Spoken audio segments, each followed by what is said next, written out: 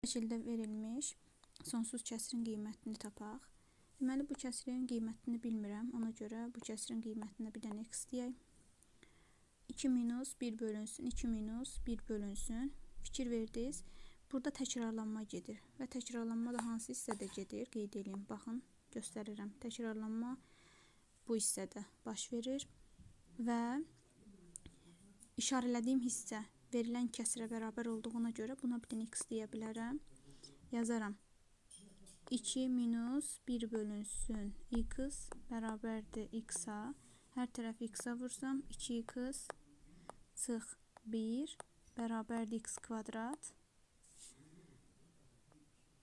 Yazaram x kvadrat çıx 2x üzərinə gəlinsin 1 bərabərdir 0. Hər birini bərabərliyin sağ tərəfinə keçirtdim.